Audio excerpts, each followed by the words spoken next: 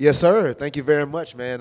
Definitely been looking forward to this press conference. After the last time, it was hard not to feel badly for you, right? You're sitting there all alone, and then he said you would get decimated.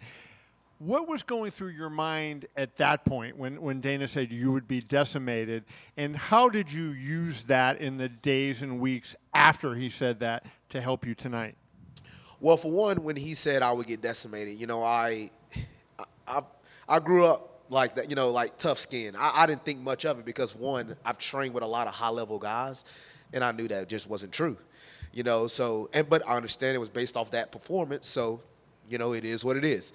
But overall, I just let that use that to fuel me. I knew coming to this fight, I had to definitely show something and be able to like really get my guy out of here, and that was the plan, to like really get him out of here in the first round. I felt like I had the capabilities of doing it, which is showcased. But I just think I was really ready, and even though I took this one on shorter notice, like literally it was just 4 weeks. The week after I fought, I get a call from Malky, from first round. He was like, "Hey, we got an opportunity," and I'm like, "Really?"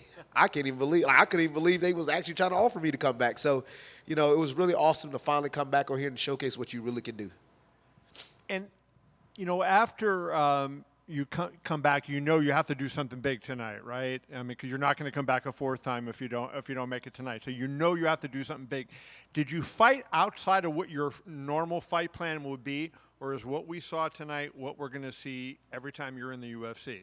What you saw tonight is what you're going to see in the UFC. I finally fought. I was talking to my uncle. I was talking to my coaches. It's like, fight your fight. Go out there and just do you. And I was, most of the time when guys come on a contender series, they looking to do that extra thing, obviously in the front of the eyes of the matchmakers and Dana White. But for myself, I said, we just going to go out here and just do me. The W is the thing that matters the most, which is I always go out here. I always have the W as the top of my list. And as long as I was going out there to win, everything else was going to play into itself. And I just made sure of that. And I was like, we go out here and just do Torrez Finney, nobody can deny you.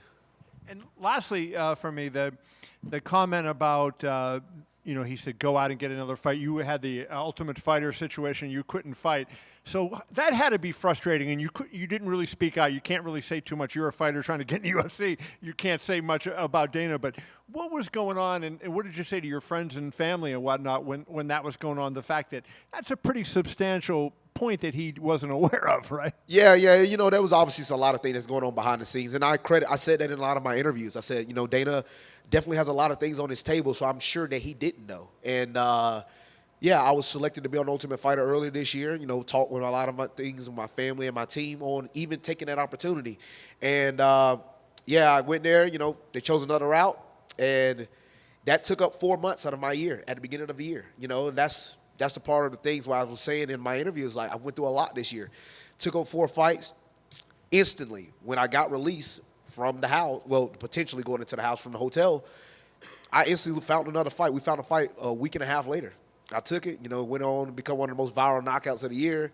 And then, I was right back on Contender Series, which I had already had offered to me before the knockout fight. So I didn't even have to fight that fight. I could have came right back on the Contender Series because I was already offered the contract and not fight that fight at all. But with me, I was like, I want to get that experience. I literally said I want to get in the cage because I don't want to have these long layoffs. I don't like the 7-8 months layoffs. If anything, I like what I just did not too long ago now, not 4.5 weeks. I'm definitely going to need some rest now. But I definitely needed that, that timing to get back into the cage before I came back on the stage like this and perform. Congratulations. Thank you very much. Torrez, to your left.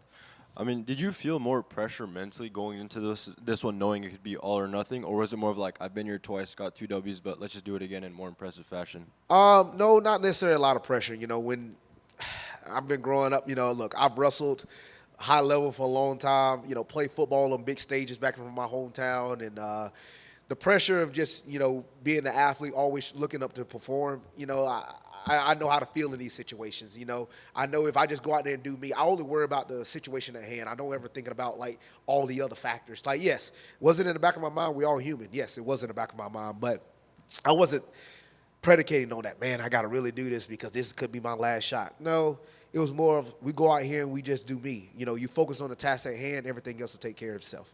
And I'm sure one of the things that the matchmakers and Dana wanted more out of you in the previous outings was just to go to work more when you have those positions and the dominant control showings you just showed. So was that something you had in your mind going into this one? When I do get on the top position, go to work, or was it just kind of go out there do Torrez Finney?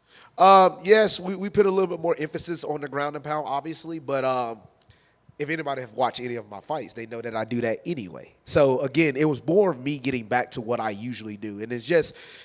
I think sometimes we don't give the respect to the other fighters, like Yuri Panfarov, my first contender, like Cam Ralston. Those guys did a lot of really good things on the ground, and they negated me from doing a lot of things, and it made the fight look that way in those type of situations. So I give a lot of respect to those guys. I definitely think those guys are high level and definitely be seen on the scene soon as well. And before you got the ground and pound, you almost locked up an arm triangle. So how close was that, and how did it look like from your point of view? Man, brother, that was close. He was gurgling like crazy, man, and I thought I was about to get the finish. But ideally, we did come into the fight, and we did say we wanted the ground and pound finish to say we got a knockout, we got a sub, and we got a decision. We won it almost in every single round on this show. What more could you possibly do? So that was good. And going into this, a lot of fans on social media have just been kind of claiming for you to get a contract from the last two outings. So how did it feel to see that support on social media as you entered your third? Yeah, man, my social media have been blowing up ever since from last year when I didn't get it, and obviously all the way, past the viral knockout up to this point, my physique and all that things, social media definitely has its power, and it's been a blessing that I am able to have that to be able to showcase to other people, not only just for myself, but what hard work can showcase for you, and I'm thankful for all the people that had a lot of support behind me, and I really do thank God for them. Last one for me. Victory dance. You had Dana and the matchmakers smiling and laughing. Was that the sense of relief you needed to hear today? It was. It was more like, come on, man. What more do a brother got to do? Yes, sir. Torrez. What's up, Alex? How you doing, baby? Good, bro. Not as good as you. Can you talk a little bit more about just this whole year? It hasn't even been 1 year since your first fight on Contender Series. Can you just talk about what you were feeling mental health wise? It's a lot. It's a lot to deal with. You saw maybe your UFC dream go away. What were you going through? Well, I always say this. I think God gives his toughest battles to different soldiers, and I think I'm one of those soldiers that God has given those battles to. And I feel like I'm that guy that can deal with a lot. There has been a lot, not only within the fight game, but outside the fight game that I've dealt with. I've had a pretty big injury that held me off right after the Contender Series. Then, getting ready for the Ultimate Fighter, and then, the finding fights and getting the fight and being told no. It was just a whole lot of things that were going on. And, I just kept my head down and keep grinding because whether I win, whatever happens, I don't look back at those type of things. It's like, okay, we handled the business, now what's next? So that's the way I always approach things. It's like, what's next? Yes, we're going to celebrate this win. We're going to enjoy it, have fun for about a few weeks. And then we're going to be like, all right, what's next? Because now I already have plans of trying to get better in other aspects, because that's what I want to do. I want to be the greatest. I want to be the best that I can possibly be, and I know I can do that. So, yeah, if you have that up next mentality, you can definitely put a lot of things that keep piling up on top of you. But like I said, I think God gives some of his soldiers different battles for those reasons. Now that you're up there, you have the contract, you're at your post-fight interview. How does it feel to be a UFC fighter? Or do you feel like you have to get that UFC fight first to be one? Well, I'm going to be honest with you, man. Along with my teammate, Trevor Peek, being able to go through a lot of these experiences with him, and I'm going to be honest with you. I feel like I was already in the UFC. When you fight 3 times in a Contender Series, that's literally, you go 4-fight deal. Heck, I've already done 3 of them, so I already feel like I was in the UFC. Going through the walk, all of this stuff, I felt comfortable. I was like, I've done this enough times, So, when that UFC debut, I know obviously there's some more added things to that week and to that day, but it'll be the same for me. It's like I've already looked forward to this. I know what I'm ready for. I'm sure you get it in every single post you put, but people are saying, drop down to welterweight, drop down to 155. Can you tell people what's up with that? Well, if y'all can find out where I can drop it at, y'all please give me a call, because that's not possible. It is hard for a brother to drop to 170. It's already hard for me to get 85, let alone 170. But I feel like I'm really good at my weight class. I don't really, think about, the other things because I've competed with some of the world's best. I literally have former world champions.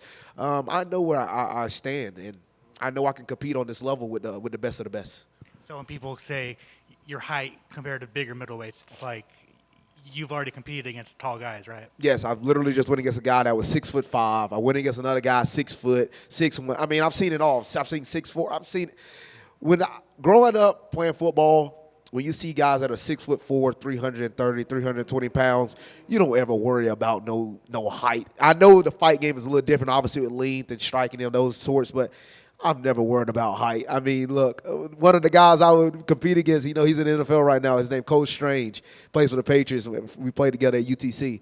I see guys like him, McClendon, who plays for the Seahawks. I see guys like him all the time. Yeah, I don't worry about nobody's height. And I'm playing on the D-line. I was Defensive Player of the Year. Led the state in sacks. I've seen guys way bigger than me, and I would get through them all. And some of these guys are in the NFL right now, so I don't ever think about height or anything because I've always went against that. Look, when you've been short your whole life, what's going to happen now? You ain't going no taller. So, yeah, I'm not worried about that in the slightest. And then finally, for me, what's the perfect debut? When would you like to return? And do you just kind of have like a perfect scenario in your mind? Yeah, man. I'm definitely looking forward to sometime next year. My goal every year is to try to get 3 fights in. Hopefully, sometime next year around March or April. Give my body some rest. 2 fights in the span of 6 weeks is a lot. 2 weight cuts in the span of 6 weeks is a lot. So, I got to give my body some time to rest. But when next year hits, man, we're going to be up and rolling. Let's start this journey towards the title. Congratulations. Thank you very much, Alex. Anybody else?